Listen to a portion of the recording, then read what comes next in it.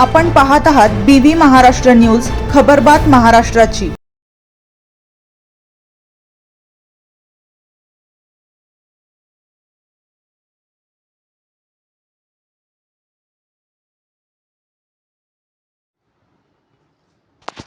राहुळ घाटात पुन्हा भीषण अपघात। 7 ते 8 वर्षाच्या चिमुकल्यासह दोघांचा जागीच मृत्यू।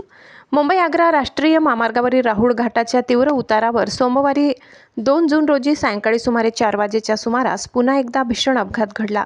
घाट उतरत असताना क्रेनचे ब्रेक फेल झाल्याने चालकाचे वाहनावरील नियंत्रण सुटले आणि भरधाव क्रेनने समोरील 4 वाहनांना जोरदार धडक दिली। या भीषण दुर्घटनेत 7 ते 8 वर्षाच्या निष्पाप चिमुकल्यासह दोघांचा जागीच मृत्यू झाला असून 2 जण जखमी झाल्याची प्राथमिक माहिती समोर आली आहे। मिळालेल्या माहितीनुसार क्रेन क्रमांक GJ03 याची 8553 राहुळ घाट उतरत असताना अचानक तिचे ब्रेक निकामी झाले। नियंत्रण सुटलेल्या क्रेनने प्रथम आयशर वाहन क्रमांक HR38A 0789 ला जोरदार धडक दिली। त्यानंतर पुढे असलेल्या महिंद्रा वीरो वाहनाला तसेच ॲपे रिक्षालाही धडक बसली।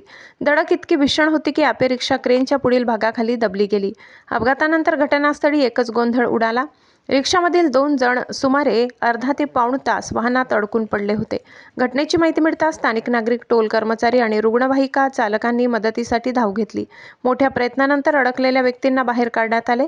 हे दोघे मालेगाव येथील रहिवासी असल्याची प्राथमिक माहिती मिळाली आहे। दरम्यान महिंद्रा वीरो वाहनाच्या मागील ट्रॉलीत बसलेले पितापुत्र धडकेच्या तीव्रतेमुळे खाली फेकले गेले। दोघेही वाहनाच्या चाकाखाली आल्याने त्यांचा जागीच मृत्यू झालाय।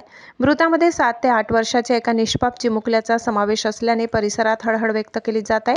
मृतांची ओळख अद्याप पटली नाही। अपघातानंतर बजरंग रुग्णवाहिका, जगद्गुरू नरेंद्राचार्यजी महाराज, मोफत रुग्णवाहिका आणि साई रुग्णवाहिका तातडीने घटनास्थळी दाखल झाल्या। जखमींना प्राथमिक उपचारानंतर मालेगाव येथील शासकीय रुग्णालयात हलविण्यात आले। राहुळ घाटातील हा अपघात केवळ एक दुर्घटना नसून प्रशासनाच्या ढिसाळ नियोजनाचा आणि निष्काळजीपणाचा आणखी एक बळी असल्याची संतप्त प्रतिक्रिया नागरिकांकडून व्यक्त होत आहे। गेल्या अनेक वर्षापासून या घाटात वारंवार जीवघेणे अपघात होत आहेत। प्रत्येक अपघातानंतर अधिकारी घटनास्थळी भेट देतात, चौकशीचे आदेश दिले जातात, सुरक्षेच्या उपाययोजनांची आश्वासने दिली जातात, मात्र प्रत्यक्षात कोणतीही ठोस कार्यवाही होत नसल्याचा आरोप नागरिकांनी केला आहे। घटनेची माहिती मिळताच चांदवड पोलीस ठाण्याचे पोलीस निरीक्षक कैलास वाघ आणि त्यांच्या सहकाऱ्यांनी घटनास्थळी धाव घेतली। अपघाताचा पंचनामा करण्यात आला असून पुढील तपास चांदवड पोलीस करत आहेत। BV न्यूज महाराष्ट्रासाठी कार्यकारी संपादक मनोज वैद्य।